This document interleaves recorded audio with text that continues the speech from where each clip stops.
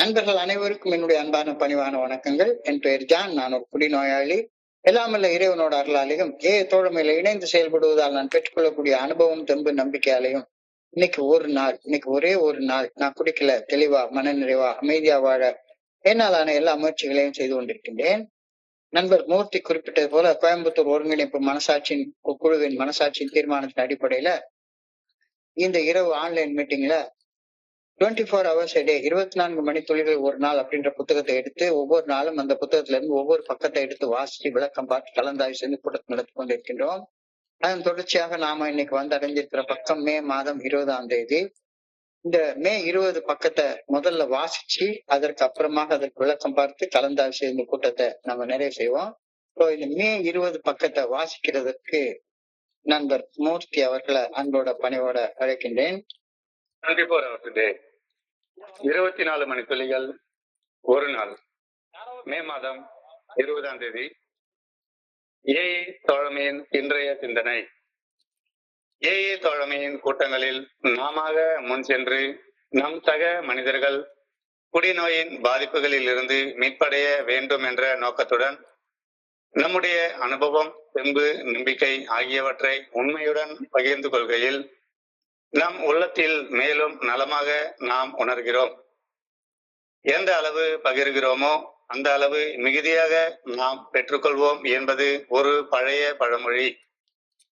சாட்சியாக வாழ்வதும் தவறுகளின் உண்மையான தன்மையை மனதில் ஒப்புக்கொண்டு வாயால் அவற்றை அறிக்கையிடுவதும் நாம் தெளிவுடன் தொடர்ந்து வாழ அவசியம்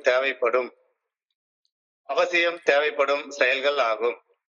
நம் சக மனிதர் ஒருவருக்கு எந்த நேரம் உதவ முடியும் என்பது நாம் அறிய முடியாத ஒன்று. பிறருக்கு பணி செய்து வாழ்வதால் நாம் தொடர்ந்து மனத்தெளிவுடன் வாழ்வதற்கு மிகச்சிறந்த வழியாக அமையும். நம் சக மனிதர்களுக்கு பணி செய்கிறோம் என்ற உணர்வை நம் அனுபவங்கள் அனைத்திலும் நமக்கு மிகவும் திருப்தி அளிக்கும் அனுபவம் ஆகும். நான் பிறருக்கு பணி செய்து வாழ்கின்றேனா? இன்றைக்கான தியானம். இறையர் பேராற்றலின் உதவியின்றி எந்த ஒரு உண்மையான வெற்றியும் நான் பெற இயலாது. உலகின் மாபெரும்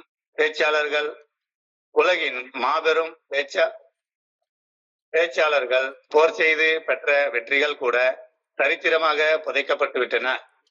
இத்தகைய அரசர்கள் இல்லாது இருந்திருந்தால் இவ்வுலகம் மேலும் நலமாக இருந்திருக்கும். இறையர் பேராற்றலின் நல்ல ஒழுங்கான வழிகாட்டுதலுக்கு பணிந்து செயல்படுகையில் மட்டுமே உண்மையான வெற்றிகள் வெல்லப்படுகின்றன. தன்னைத்தானே வெல்கிறவன் நாடுகள் சிலவற்றை வென்ற அரசனை விட மேலானவன்.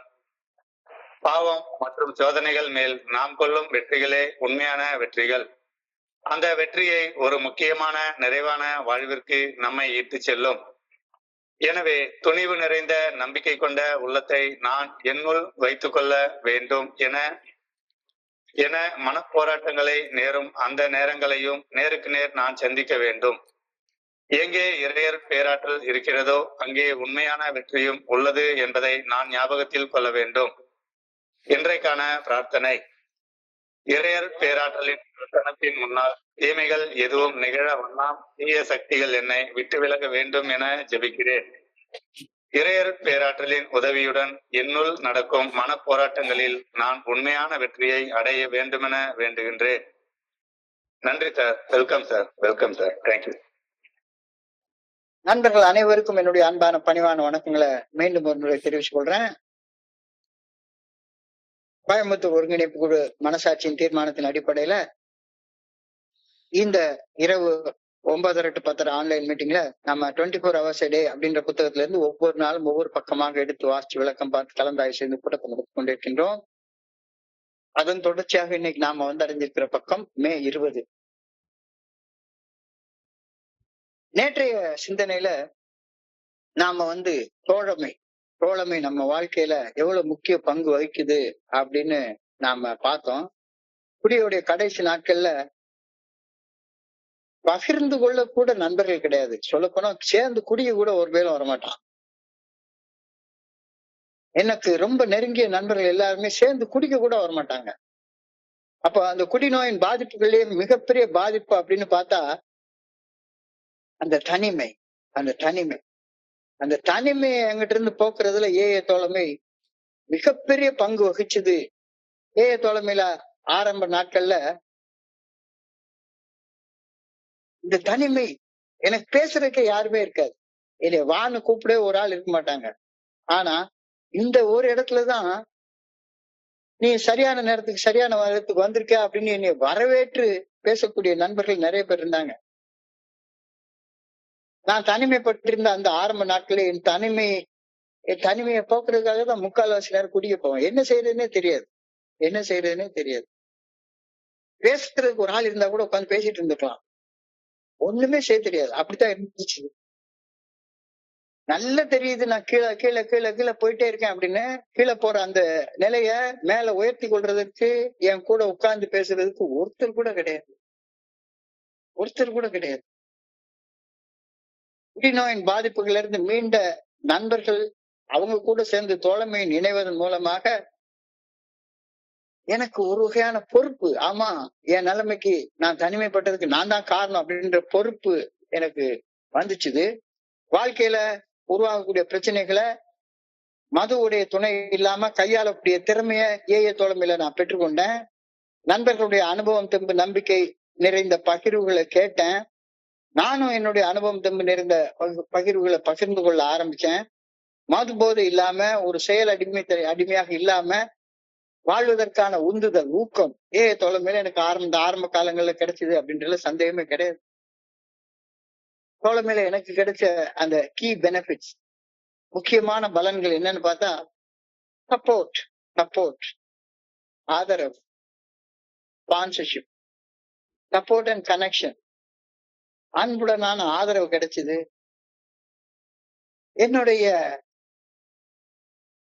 அடிமட்ட நிலைக்கு நான் தான் பொறுப்பு அப்படின்ற அக்கௌண்டபிலிட்டி, பொறுப்புணர்ச்சி, அதை ஏஏ தோழமையில இருந்து நான் பெற்றுக்கொண்டேன்.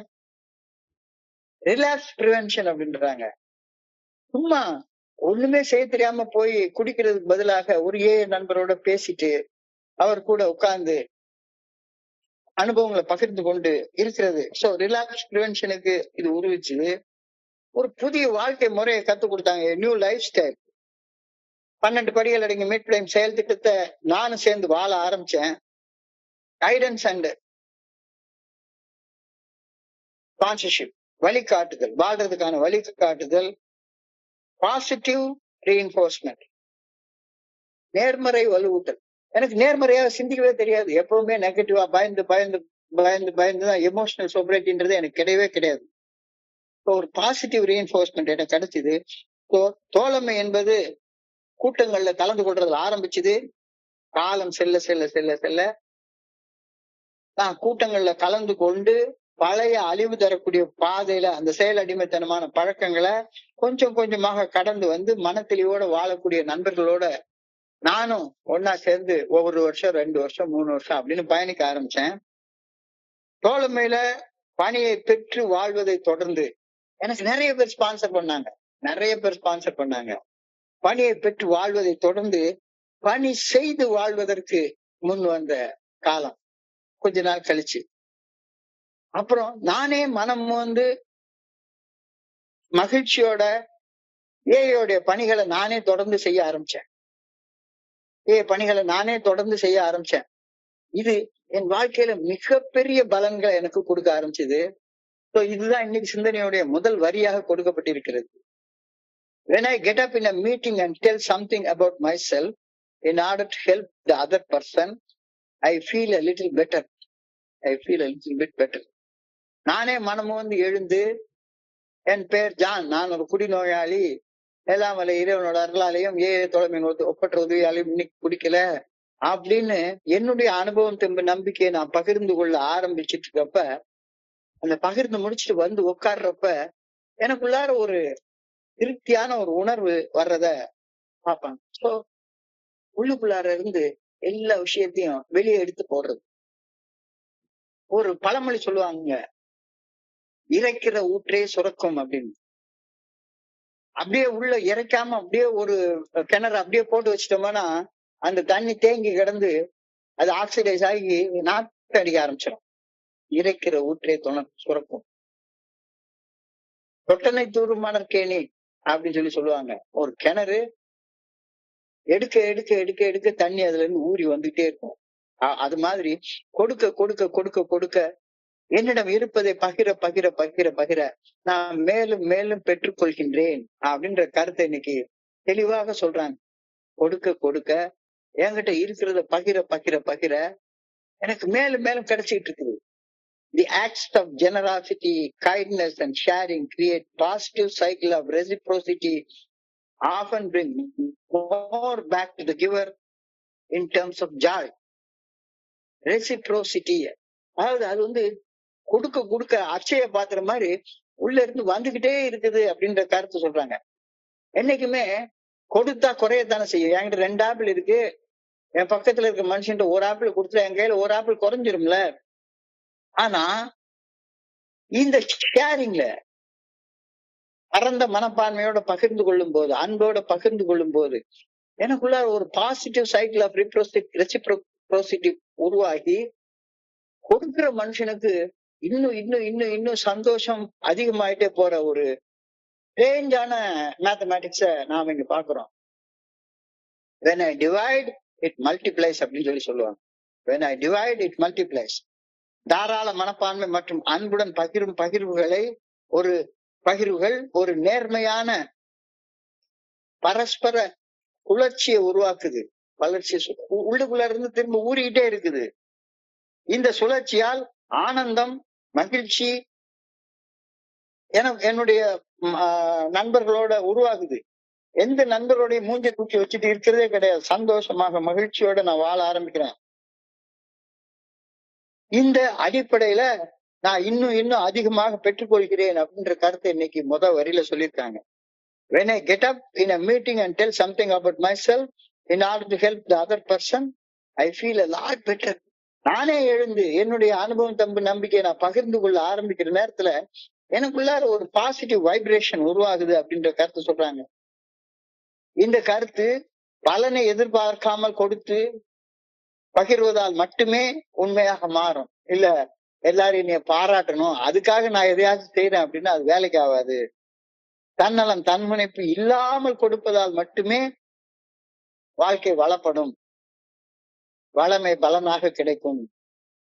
Give and get more, give and get more. இது ரொம்ப ஒரு முக்கியமான கருத்து. கொடுத்தா அதிகமாக நான் பெற்றுக்கொள்வேன் அப்படின்ற கருத்து. இது எல்லா ரெசிப்ரோசிட்டி. விதைக்கிறது தான் முளைக்கும், விதைக்கிறது தான் முளைக்கும். எதை விதைக்கிறனோ அது முளைக்கும். 1க்கு 100 மடங்கா முளைக்கும். ஒரே ஒரு நெல்மணி பூமியில விளைஞ்ச எத்தனோண்டு மணி அது ஆயிரக்கணக்கான நெல்மணிகளை உருவாக்கி தரும். Law of reciprocity. Abundant mindset. நான் கொடுக்கறதுனால என்னுடைய மனசுல ஒரு தாராள மனப்பான்மை, ஒரு வளமான மனப்பான்மை உருவாகுது. கொடுக்கறதுல ஒரு மகிழ்ச்சி, ஜாய்ஃபுல் கிவிங். உண்மையிலே இந்த மீட்டிங் வர்ற நேரத்துல என்ன அறியாம ஒரு சந்தோஷத்தோட வர முடியுது. அது எல்லாருக்கும் எப்படி இருக்கும் எனக்கு தெரியல. ஆனா நான் உள்ள வர்ற நேரத்திலேயே ஒரு சந்தோஷத்தோட இங்க வர்றது. ஜாய்ஃபுல் கிவிங், ஆனந்தத்தோட பகிர்வது. Benefits to the giver, benefits to the taker. கொடுக்கிறவனுக்கும் ஒரு மகிழ்ச்சி, பெற்றுக்கொள்பவனுக்கும் ஒரு மகிழ்ச்சி. அடிப்படையில பகிரும் மனநிலை மற்றவர்களோடு பகிர்ந்தளிப்பதில் கவனத்தை குவிக்கிறது. நான் அடுத்தவங்களுக்கு என்ன நல்லதை கொடுக்கலாம், மோசமானதை கொடுக்கறது இல்ல, என்ன நல்லதை கொடுக்கலாம் அப்படின்றத என்னுடைய கவனத்தை குவிக்கிறேன். இது தனி மனித செழுமைக்கும் வளமைக்கும் வழிவகுக்கின்றது அப்படின்ற கருத்தை இன்னைக்கு சொல்றாங்க.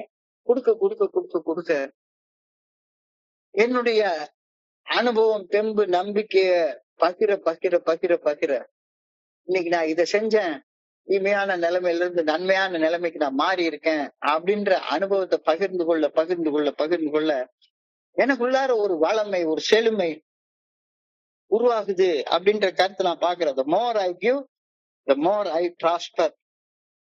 எவ்வளவுக்கு அதிகமாக கொடுக்கிறனோ அவ்வளவுக்கு அதிகமாக எனக்கு கிடைக்குது.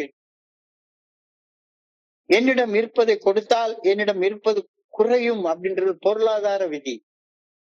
என்கிட்ட இருக்கிற ஒரு 1000 ரூபாய் இருக்கு, அந்த 1000 ரூபாயில ஒரு 500 ரூபாய் கொடுத்து 500 ரூபாய் குறைஞ்சிரும் அப்படின்றது தானே விதி, பொருளாதார விதி. அதுதான் பொருளாதார விதிப்படி கொடுத்தா குறையும். அது பொருளாதார விதி. ஆனா கொடுக்க கொடுக்க கொடுக்க கொடுக்க அட்சய பாத்திரம் போல கூடிக்கிட்டே இருக்கும், பெருகிக்கிட்டே போகும் என்பது ஆன்மீக விதி. அனுபவம் கொடுக்க கொடுக்க கொடுக்க கொடுக்க உள்ள இருந்து அது பெருகிக்கிட்டே ஊத்த எடுத்துக்கிட்டே வரும். இது ஆன்மீக விதி. பொருளாதார விதிகளை புரிந்து கொள்வது ரொம்ப ஈஸி. ஆனா ஆன்மீக விதிகளை புரிந்து கொள்வது மிக மிக கடினமானது. அந்த ஆன்மீக விதியை நீங்க புரிஞ்சு கொள்ளணும்னா இன்னைக்கு சிந்தனை நம்மள அழைக்குது. என்னுடைய தவறுகளின் உண்மையான தன்மையை என் சக மனிதர்கள் முன்னிலையில் ஒப்புக்கொள்ளும் செயல் நான் நீண்ட கால மனத்தெளிவுடன் வாழ்வதற்கான ஒரு வழி. நான் ஒரு தப்பு செஞ்சுட்டேன், அந்த தவறின் உண்மையான தன்மை இது என்பதை என்னுடைய சக மனிதர்கிட்ட ஒப்புக்கொள்வது நான் நீண்ட காலம் மனத்தெளிவோட நிலைத்து வாழ்வதற்கு ஒரு நிரூபிக்கப்பட்ட வழி அப்படின்ற கருத்தை இன்னைக்கு சிந்தனையில கொடுத்துருக்காங்க. எனக்குள்ளார ரகசியங்களை மறைத்து வைப்பதால் நான் என்ன ஆகுறேன், தனிமைப்படுத்தப்படுறேன். அது குடிக்காலத்துல அதே தானே, யாருக்கிட்டையும் சொல்லக்கூடாது, ஊருக்கு தெரியாம வாழ்ந்துட்டு போயிடணும்டா அப்படின்ற அந்த கருத்து எனக்குள்ளார ரகசியங்களை மறைச்சு வைக்க நான் தனிமைப்படுத்தப்படுகின்றேன். ரகசியங்களை மனம் திறந்து பகிரும் போது தனிமையாக ஒரு செயலடிமையாக செயல்படக்கூடிய நிலையிலிருந்து பொறுப்புணர்வு மற்றும் வெளிப்படைத்தன்மை மிக்க மனிதனாக மாறி என் சக மனிதர்களிடம் தோழமை உறவு கொண்டாடக்கூடிய ஒரு ஏகாந்த நிலைக்கு நான் உயர்ந்து வர்றேன் அப்படின்ற கருத்தை நீ சொல்றாங்க. சோ பகிர்றப்ப என்னுடைய மனசு திறக்கிறப்ப மனசுல உள்ள ரகசியங்கள் வெளியே வருது. ரகசியங்கள்ல இருந்து வெளியே வர்றப்ப என்னுடைய தனிமையும் இந்த ரகசியத்தோடு சேர்ந்து போயிருது. ரகசியத்தை உள்ள பதுக்கி வச்சிருக்கிறவன் தனியா தான் இருப்பான், இருட்டுக்குள்ளார வாழ்ந்துட்டு இருப்பான். So witnessing and confession are part of keeping sober. என்னுடைய தவறுகளின் உண்மையான தன்மைய கடவுள் சாட்சியாக ஒரு மனுஷன் முன்னால ஒப்புக்கொள்றது, கடவுள் முன்னால கடவுளுக்கு சாட்சியாக ஒரு மனுஷன் முன்னால கடவுள்கிட்ட ஒப்புக்கொள்றது என்னை தொடர்ந்து மனத்தெளிவோட வாழ்வதற்கு பெரிய உதவி செய்து. தவறுகளின் உண்மையான தன்மையை ஒப்புக்கொள்ளும் போது ரகசியமாக எனக்குள்ளார வாழக்கூடிய ஒரு சுழற்சி முறை உடைக்கப்படுகிறது. தவறுகளை ஒப்புக்கொள்ளன்னு வைங்களேன், ஒவ்வொரு இடத்துலயும் திருட்டு மொழி முழிச்சுட்டே உட்கார்ந்துட்டு இருப்பேன். வெளிப்படை தன்மை இருக்கவே இருக்காது. ஆனா தவறுகளின் உண்மையான தன்மையை ஒப்புக்கொள்ளும் போது எனக்குள்ளார ரகசியமாக வாழ்ந்து கொண்டிருக்கக்கூடிய அந்த ஒரு சுழற்சி முறை உள்ளுக்குள்ளாரையே கடந்து சிந்தனைகள் சுழந்து வந்துட்டே இருக்கும். வெளியவும் சொல்ல முடியாது. ஆனா இப்ப அந்த பிரச்சனை எனக்கு கிடையாது. இங்க நண்பர்கள் இருக்காங்க, அவங்க கூட பகிர்ந்து கொள்ள முடியுது. எனக்குள்ளார ரகசியமாக வாழக்கூடிய சுழற்சி முறை உடைக்கப்படுகிறது. உள்ள பாரு ஒப்புக்கொண்டு பேசுறேன். அவமான உணர்வு ஆட்டோமேட்டிக்கா எனக்குள்ளார இருந்து போயிடுது. ஏன்னா இங்க எல்லாருமே என்ன மாதிரி அவமான உணர்வு அனுபவிச்ச மக்கள் தான். அவமான உணர்வு போன உடனே மனம் மறுசீரமைக்கப்படுகிறது. உள்ளுக்குள்ளார அவமானம் போன இடத்துல ஒரு மகிழ்ச்சியான நிலை வருது. எந்த செயல் செஞ்சு நான் அவமானப்பட்டனோ அந்த செயல் செய்யறதை நிறுத்துறேன் நான். அதனால அவமான உணர்ச்சி போயிடுது. என்ன நானே சீரமைச்சு கொள்ளக்கூடிய பொறுப்புணர்ச்சி அதிகப்படுகிறது. என்னுடைய அந்த மன தெளிவு நிலையை தொடர்ந்து பராமரிக்கிறதுல என்னுடைய கவனம் குவிக்கப்படுகிறது. என்னுடைய சக மனிதர்களுக்கு என்னுடைய பகிர்வுகள் உதவியாக அமைகின்றன. ஒரு நாள் நான் சொன்னேன், எங்க அம்மா இறந்து போன அன்னைக்கு நானும் செத்த பணமா, எங்க அம்மா பணம் இந்த பக்கம் கிடக்குது, நான் இன்னொரு 10 மீட்டர் தள்ளி அந்த பக்கம் பணமா கிடக்குறேன், குடி போதையில பணமா கிடக்குறேன் அப்படின்னு பகிர்ந்து கொண்டதை கேட்டா நிறைய நண்பர்கள் அன்னைக்கு சாயங்காலம் தனியாக என்கிட்ட வந்து, சார் நானும் எங்க அப்பா இறந்த நிலையில அப்படிதான் இருந்தேன், என் பாட்டி இறந்த நிலையில நானும் என்னை வளர்த்த பாட்டி அவங்களுடைய சாவு அன்னைக்கு நான் குடிச்சிட்டு போதையில மட்டையா கிடந்தேன் அப்படின்னு சொன்னாங்க. என்னுடைய சக மனிதர்களுக்கு என்னுடைய பகிர்வுகள் உதவியாக அமைகின்றன. அந்த உதவியாக அமைகிறது தான் பணி செய்து வாழ பழகி கொள்றேன். சாட்சிய வாழ்வு வாழ்றேன். சான்றோர் என்பது சாட்சிய வாழ்வு வாழ்றவங்க. தவறுகளின் உண்மையான தன்மைய மனம் திறந்து ஒப்புக்கொள்றவங்க தான் சான்றோர்கள் அப்படின்னு சொல்றாங்க. சாட்சிய வாழ்வு வாழ்றதுதான் சான்றோர் வாழ்வு. சமூகத்தையும் சமூக உறவையும் கட்டி எழுப்புறேன். ஒரு காலத்துல எனக்கு தனிமையாக பேசக்கூட ஆள், குடிக்கிறது கூட ஆள் இல்லாத இருந்த நிலைமை போக இன்னைக்கு மெட்ராஸ்க்கு நான் வந்து 15 நாள் இருந்திருக்கிறேன். இந்த 15 நாள்ல எத்தனை நண்பர்கள், ஒவ்வொரு நண்பராக என்னைய வந்து இன்னைக்கு கூட ஒரு நண்பர் வந்து பார்த்துட்டு போனாரு. மனசுக்கு அவ்வளவு சந்தோஷமா இருந்தது. சோ சமூக உறவை கட்டி எழுப்புகிறேன். பகிர்தல் செயல் அடிமைத்தனத்திலிருந்து சுதந்திரமாக வாழும் நிலைக்கு என்னை உயர்த்துகிறது. ஷேர் பண்ற நேரத்துல நான் செயல் அடிமையாக வாழ்ந்து கொண்டிருந்த நான் மனசுக்குள்ளார உள்ள பாரங்கள் எல்லாம் கீழே இறக்கி வைக்கப்படுகிறது. கீழே மனசுல இருந்து பாரம் இறக்கி வைக்கப்பட்ட பிறகு கற்பாறையை கலட்டி வச்சுக்கிற நேரத்துல நான் சுதந்திர மனுஷனாக வாழ ஆரம்பிக்கிறேன். என்னுடைய பகிர்தல் என் சக மனிதர் ஒருவருக்கு உதவியாக இருக்கும். எப்படி உதவியாக இருக்கும் என்பதை என்னால் அறிஞ்சு கொள்ள முடியாது. இப்ப நான் இங்க பகிர்ந்து கொள்றேன். என்னுடைய பகிர்தல் வந்து இங்க யாருக்கு என்னென்ன மாதிரி உதவியா இருக்கும்னு எனக்கு எப்படி தெரியும்? என்றோ நான் பகிர்ந்த ஒரு அனுபவம் என்னுடைய சக மனிதர் ஒருவருடைய நெஞ்சை தொட்டு அதனால அவருடைய வாழ்க்கை தலைகீழாக மாறினது அப்படின்றத கொஞ்ச நாள் கழிச்சு நான் தெரிஞ்சு கொள்றப்ப என்னுடைய வாழ்க்கைக்கான அர்த்தம் எனக்கு புரியுது. நாம் எவ்வளவு கீழே போய்விட்டு இருந்தாலும் நம்முடைய அனுபவம் எப்படி பிறருக்கு நன்மை தருவதாக இருக்க முடியும் என்பதை நாம அறிய வருவோம். இது ஏவுடைய வாக்குறுதியில ஒரு வாக்கு. ஏன் இப்ப இந்த பகிர்தல்ல நிறைய நண்பர்கள் சொல்லியிருக்காங்க. என்னைக்கோ சொல்ற ஒரு வார்த்தை ஒரு மனுஷனுடைய மனசுல ஆழமாக போய் பதிஞ்சு போய் அவருடைய வாழ்க்கையவே தலைகீழா மாத்துது.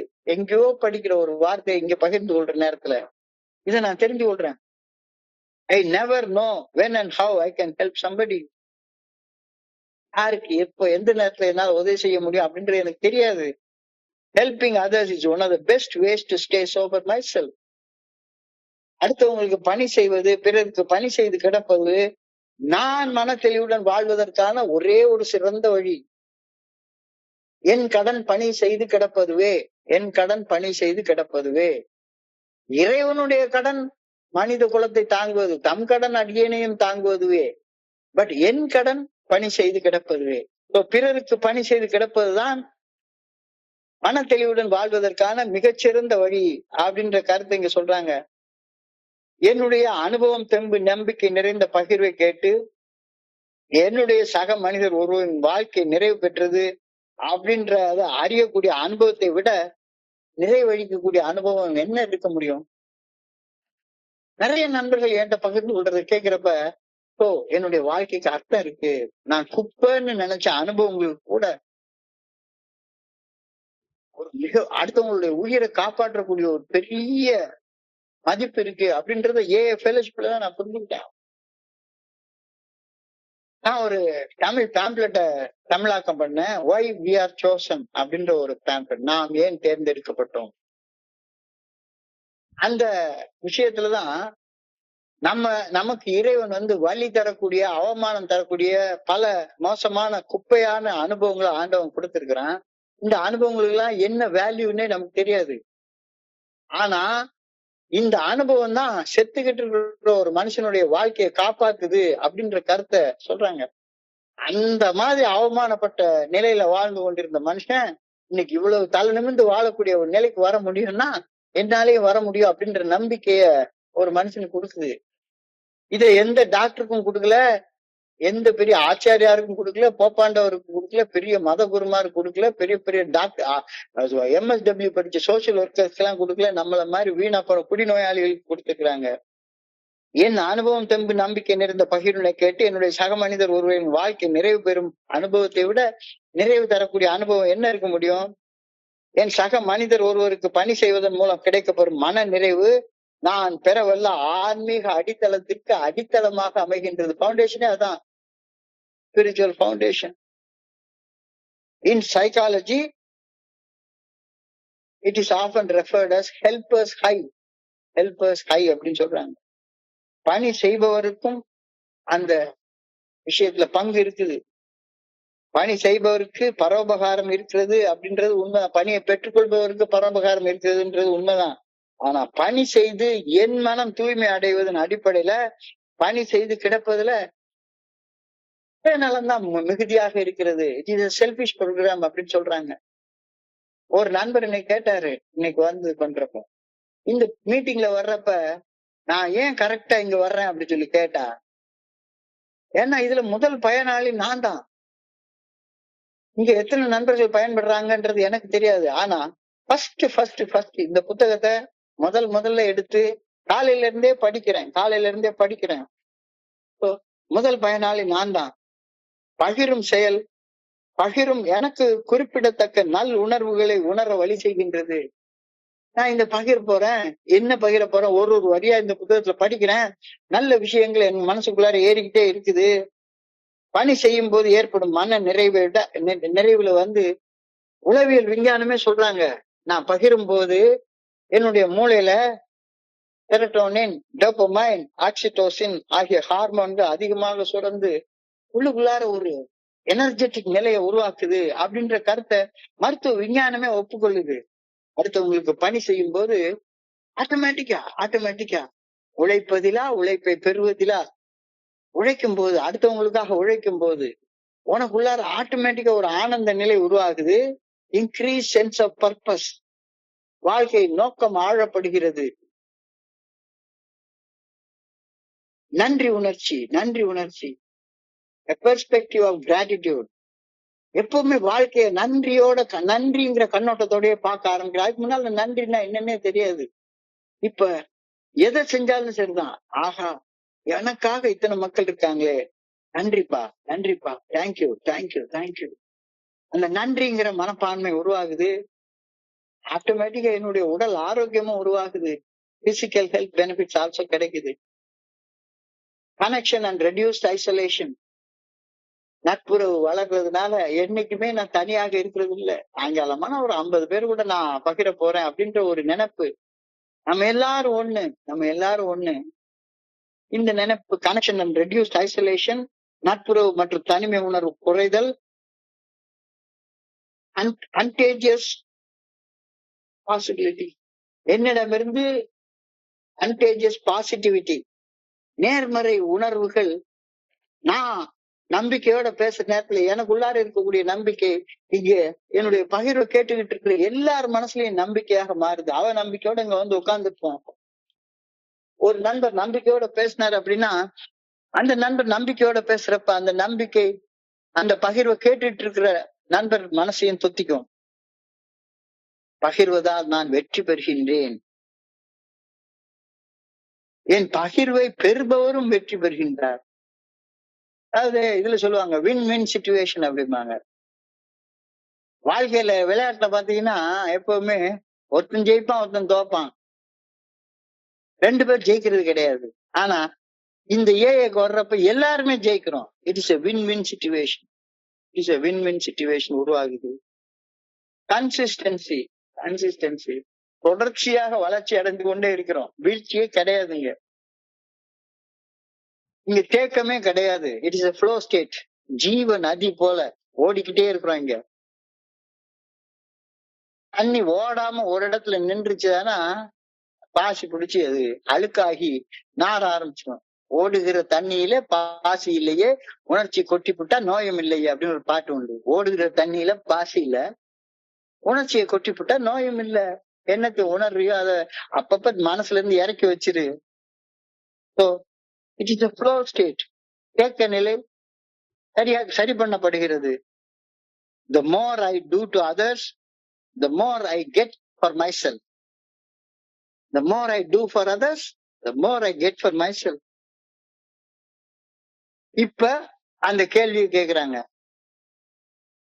அடுத்தவங்களுக்கு நான் அதிகமாக கொடுக்கிறேன்னா? Am I helping others? பிறருக்கு பணி செய்து கிடைக்கின்றேனா? என் கடன் பணி செய்து கிடப்பதுவே அப்படின்னு சொல்லியிருக்காங்களே, பிறருக்கு பணி செய்து கிடைக்கின்றேனா? அல்லது பிறர் எனக்கு பணி செய்யணும் அப்படின்னு எதிர்பார்த்துட்டே உட்கார்ந்துருக்கேனா? இன்னமும் பிற மனிதர்களுக்கு தோழமையில நான் பணி செய்து கிடைக்கவில்லை என்றால் இன்றைக்கான தியானத்துக்கு கடந்து போங்க. இறையர் பேராற்றலுக்கு பணிந்து செயல்படாமல் எந்த ஒரு உண்மையான வெற்றியையும் நான் பெறவே முடியாது. பணிவு இல்லைன்னா வெற்றி கிடைக்கவே கிடைக்காது அப்படின்ற ஒரு ஆழமான கருத்தை சொல்றாரு. அகங்காரத்துல ஆணவத்தோட உள்ளவங்க வெற்றி பெற முடியவே முடியாது. Without God, no real victory is won. Without God, no real victory is won. ஒரு வேத வசனம் உண்டு, குதிரைகள் யுத்த நாளுக்காக புறப்படும், வெற்றியோ இறையர் பேராற்றலால வரும். குதிரைகள் யுத்த நாளுக்காக புறப்படும். வெற்றி யாரால வரும்? யார் பக்கத்துல கடவுள் இருக்காரோ அங்கதான் வெற்றி வரும். எவ்வளவு பெரிய கௌரவ படையா இருந்தாலும் சரிதான், எந்த பக்கத்துல கடவுள் இருக்காரோ அந்த பக்கத்துக்கு தான் வெற்றி. குதிரைகள் யுத்த நாளுக்கு ஆயத்தமாக புறப்படும், ஆனால் வெற்றியோ இறையர் பேராற்றலால் மட்டுமே வரும். வெற்றி பெற வாழ்க்கையை நிலைத்த ஆனந்தம், நிம்மதி, நிறைவுடன் வாழ மனித பலம் மட்டும் போதவே போதாது. இதுல கவனத்தை குவிச்சு சிந்திச்சு பாரு. என்னுடைய அறிவாற்றலால மட்டும் வச்சு வெற்றி பெற முடியவே முடியாது அப்படின்னு கவனத்தை குவிச்சு சிந்திச்சு பாரு. உண்மையான வெற்றி பொருளாதாரத்தை குவிச்சு சாதனை படைக்கும் அந்த சாதனையில இல்லவே இல்லை. இறையர் பேராற்றின் நல்ல ஒழுங்கான வழிகாட்டுதல் மனசாட்சியின் மூலமாக வெளிப்படுத்தப்படுகிறது. மனசாட்சிக்கு பணிஞ்சு மனசாட்சி உறுத்தக்கூடிய செயல்களை செய்யாமலும் மனசாட்சி சரிந்து சொல்லக்கூடிய செயல்களை செய்தும் வாழ்றதுதான் வெற்றியே இருக்கு அப்படின்னு சொல்லப்படுகிறது. இதனால எனக்கு நம்பிக்கை வருது, ரிலையன்ஸ் வருது. இறைவனை சார்ந்து வாழக்கூடிய அந்த சார்பு வாழ்க்கை, இறைவனுடைய நல்ல ஒழுங்கான வழிகாட்டுதலை சார்ந்து வாழக்கூடிய வாழ்க்கை, ஒரு எல்லாத்தையுமே ஒரு ஆன்மீக கண்ணோட்டத்தோட பாக்குறேன். பொருளாதார கண்ணோட்டத்தோட பாக்குறத விட்டுட்டு ஒரு ஆன்மீக கண்ணோட்டத்தோட பாக்குறேன். அல்டிமேட் ட்ரூத் எனக்கு தெரியுது. எல்லாமே கடைசியில இறைவன் தான் அப்படின்ற அல்டிமேட் ட்ரூத் தெரியுது. வெற்றினா என்ன அப்படிங்கறது தெரியுது. வெற்றினா என்னன்னு தெரியுது. In military victories, great conquerors have passed into history. Maaveeran Alexander இருக்கட்டும், அல்லது கங்கை கொண்டான், கடாரம் வென்றான், அல்லது பெரிய பெரிய சக்கரவர்த்திகளா இருக்கட்டும், ஆயிரக்கணக்கான பல்லாயிரக்கணக்கான மக்களை கொன்று குவிச்சு இன்னைக்கு மதங்கள் எல்லாமே அரசாட்சிகளாக மாறி போயிடுச்சு. ஜிகாத்துகள், சிலுவை போர்கள், எல்லாரையும் கழுமரத்துல ஏத்தி புத்த பிட்சுகளை கழுமரத்துல ஏத்தி கொள்றது, அரசே மதத்துக்கு பின்னால போய் பைத்தியக்காரத்தனமாக செயல்பட்டு இருக்கிறது, எல்லாத்தையும் நம்ம பாக்குறோம். நான் ஒரு ஆர்டிகிள் படிச்சேன், எனக்கு கண்ணீர் வந்துருச்சு. ஒரு யுத்தத்தை நிறைவு கொண்டு வரணும் அப்படின்றதுக்காக ஒரு அணுகுண்ட போடுறான். போட்ட ஒரு நிமிஷத்துல 1.25 லட்சம் பேர் செத்து போறான். 1.25 லட்சம் பேர் செத்து போறான் ஒரே நிமிஷத்துல. எல்லாருமே அப்பாவி சாதாரண மக்கள். 1.25 லட்சம் பேர் செத்து போறான். உடனே அந்த கவர்மெண்ட் சரண்டர் ஆகுது. அந்த சரண்டர் ஆகுற நியூஸ் வர்றதுக்கு முன்னால 2 நாள் கழிச்சு இன்னொரு குண்டை போடுறான், இன்னொரு 1 லட்சம் பேரை சாகடிக்கிறான்.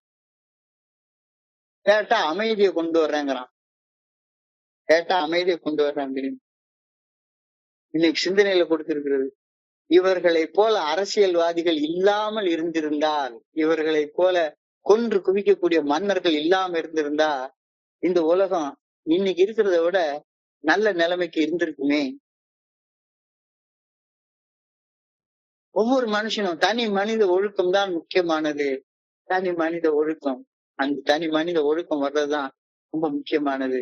சோ போர்களை வென்ற மன்னர்களை விட தன்னை வென்ற ஒரு ஆன்மீகவாதி தான் சிறந்தவன். தன்னுணர்வு பெறுவதில் மட்டுமே உண்மையான வெற்றி அடங்கியுள்ளது. Real victory is won in a spiritual realm. He that conquers himself is greater than he who conquers countries. நாடுகளை நகரங்களை கைப்பற்ற ஒரு முரட்டுத்தனமான ஒரு மனுஷனை விட தன்னைத்தானே கான்கர் பண்ண ஒரு ஆன்மீகவாதி மிகச்சிறந்தவன். தோழமை பரிந்துரைக்கக்கூடிய 12 படிகள் அடங்கிய மீட்படையும் செயல் திட்டத்தின் இறுதியான 12வது படியில ஒரு மனிதன் ஆன்மீக விழிப்புணர்வு எனும் தன்னுணர்வு நிலையை அடைந்து தன் மீது தானே வெற்றி அடைகின்றான். இந்த வெற்றி நாடுகளை வென்ற மன்னர்கள் பெற்ற வெற்றிகளை விட மிகச்சிறந்த வெற்றி, மிகச்சிறந்த வெற்றி. இந்த வழிமுறைகளை பின்பற்றியதன் பலனாக என் மீது, என்னுடைய அந்த கெட்ட குணங்களின் மீது நான் வெற்றி கொள்றேன். நான் மது அருந்த வேண்டும், செயல் அடிமையாக ஒரு பாவ செயல் செய்ய வேண்டும் என்று சோதிக்கப்படும் தருணங்கள்ல அந்த சோதனைக்கு பணிந்து தீய செயல் செய்யாம தவிர்க்கிறது, அதை விட பெரிய வெற்றி ஏதாவது ஒரு வெற்றி உண்டா? இன்னைக்கு ராத்திரி போன் பிக்சர் பார்க்கணும்னு ஒரு அதி தீவிர சோதனை வருது. அதை பார்த்து பார்த்து பார்த்து பார்த்து வீணா போயிட்டேன். இன்னைக்கு ஒரு நாள் பார்க்க கூடாது அப்படின்னு நினைச்சு அந்த செயல் செய்யாம இருக்கிறது மாதிரியான வெற்றி பெரிய அலெக்சாண்டர் பெற்ற வெற்றியை விட பெருசு அப்படின்னு சொல்லி இன்னைக்கு சொல்றாங்க. The real victories are victories over sin and temptation. இந்த உண்மையான வெற்றி, தவறு செய்வதை தவிர்க்கும் வெற்றி, என்னை வெற்றிகரமான வளமான வாழ்க்கைக்கு இட்டு செல்லக்கூடிய வெற்றி. எனவே நான் இறைவனுடைய நல்ல ஒழுங்கான வழிகாட்டுதலை உறுதியாக நம்பி மனசாட்சிக்கு பணிந்து செயல்படும் நல் இதயத்தை கொண்டிருக்க வேண்டும். தொல்லைகள் எது வந்தாலும் அந்த நம்பிக்கையான இதயத்துடன் தொல்லைகளையும் பிரச்சனைகளையும் எதிர்கொள்ள வேண்டும். தப்பு செஞ்சிடக்கூடாது. Face all your difficulties in the spirit of conquest. வெற்றி கொள்றதுக்காக கடவுள் நம்ம கூட இருக்கிறாரு. When God be with us, who can be against us? இறைவனுடைய நல்ல ஒழுங்கான வழிகாட்டுதல் எனக்குள்ளார இருக்கும்போது எந்த மனித சக்தி எனக்கு எதிராக இருக்க முடியும் அப்படின்ற ஒரு கேள்வி இன்னைக்கு நம்மகிட்ட கேட்கிறாங்க. இந்த சிந்தனையை நம்ம யோசிச்சு பார்ப்போம். So remember that when God is, where God is, there is true victory. இறைவனுடைய நல்ல ஒழுங்கான வழிகாட்டுதல் இருக்கிறப்ப அங்க தோல்வின்றது கிடையவே கிடையாது. நாம இந்த குழுல தோத்து போற வாய்ப்பே கிடையாது. I pray that the forces of evil in my life will flee before God's presence. இறையர் பேராட்டின் நல்ல ஒழுங்கான வழிகாட்டுதலின் பிரசன்னத்தில் தீமைகள் சக்தி ஒண்ணுமில்லாம பறந்து போய் மறைஞ்சு போயிடும் அப்படின்னு நான் வேண்டேன். I pray that God, I will in the real victory for you. கடவுள் கூட இணைந்து இறைவனுடைய நல்ல ஒழுங்கான ஒளிகாட்டுதலை பணிந்து செயல்படுறப்ப நான் உண்மையான வெற்றிகளை பெற வேண்டும் என்று ஆண்டவா உண்மை பணியோடு வேண்டுகின்றேன். சோ இந்த பிரேயரோட இன்னைக்கு முடியுது. சோ இன்னைக்கு சிந்தனைய கொஞ்சம் சுருக்கமாக நம்ம பார்ப்போம். When I get up in a meeting and tell something about myself, எனக்குள்ளார நிறைய நன்மையான ஒரு உணர்வு உண்டாகுது. சோ நேற்றுக்கு தோழமையை பத்தி சொல்லியிருந்தாங்க. இன்னைக்கு தோழமைக்கு பணி செய்யறது பத்தி சொல்றாங்க. தோழமையில என்னால ஆன நீங்க இதுகளை செய்யறப்ப எனக்குள்ளார அது இறைக்கிற ஊற்றை சுரக்கும் அந்த கருத்து மாதிரி தொட்டனைத்தூர் மணற்கேணி மாதிரி நான் கொடுக்க பகிர எனக்குள்ளார இருந்து எங்கேயோ இருந்து வந்துட்டே இருக்குது. ஒரு ஊற்றுக்கண் திறந்துருச்சுதுன்னா அது பாட்டுக்கு வந்துகிட்டே இருக்குது. The more I give, the more I prosper. என்னிடம் இருப்பதை கொடுத்தால் அது குறையும்னு சொல்லுவாங்க. அது பொருளாதார விதி. கொடுக்க அட்சய பாத்திரம் மாதிரி பெருகி கொண்டே போறது ஆன்மீக விதி. கொடுக்க பெருகி கொண்டே போறது ஆன்மீக விதி. பொருளாதார விதிகளை ஈஸியா புரிஞ்சு கொள்ளலாம். ஆனா ஆன்மீக விதி எதையா கொடுக்கறது. அப்பதான் பின்னால தியானத்துல சொல்றாரு, உன்னுடைய தீமைகள் மேல் வெற்றி கொண்டு அந்த வெற்றியின் அனுபவத்தை பகிர்ந்து கொள். அதுதான் கொடுக்கிறது. நான் இதுவரைக்கும் தீமையிலேயே வாழ்ந்து கொண்டிருந்தேன். இறைவனுடைய நல்ல ஒழுங்கான வழிகாட்டுதலை பின்பற்றி தீமையை வெற்றி கொண்டேன். எப்படி தீமையை வெற்றி கொண்டேன்ற அனுபவத்தை கொடுக்கறது தான் கொடுக்கிறது. கொடுக்க வெற்றி மீது வெற்றி வந்து என்னை சேரும். அதை வாங்கி தந்த பெருமை எல்லாம் தோழமையை சேரும். கொடுக்க தீமை மேல வெற்றி மேல வெற்றி ஒண்ணு எத்தனை வெற்றிகளை நான் பெற்றுக்கொண்டே இருக்கிறேன். பெற்றுக்கொள்ள வெற்றி மீது வெற்றி வந்து என்னை சேரும். அதை வாங்கி தந்த பெருமை எல்லாம் தோழமையுடைய நல்ல ஒழுங்கான வழிகாட்டுதலை சேரும். இந்த 12 ஸ்டெப் ரெக்கவரியை சேரும். இறைவனை சேரும். நான் விட்னஸிங் அண்ட் கன்ஃபெஷன் பண்ணி என்னுடைய தவறுகளின் உண்மையான தன்மையை ஒப்புக்கொண்ட நேரத்துல வந்து என்னை பாக்குற ஆளு இந்த மனுஷனா என்கிட்ட ஒரு நாள் வந்து கேட்டார், சார் நீங்க உண்மையை சொல்றீங்களா பொய் சொல்றீங்களா? உங்க அம்மா இறந்து போன அன்னைக்கு உண்மையிலேயே நீங்க வந்து செத்த போன மாதிரி படுத்து கிடந்தீங்களா?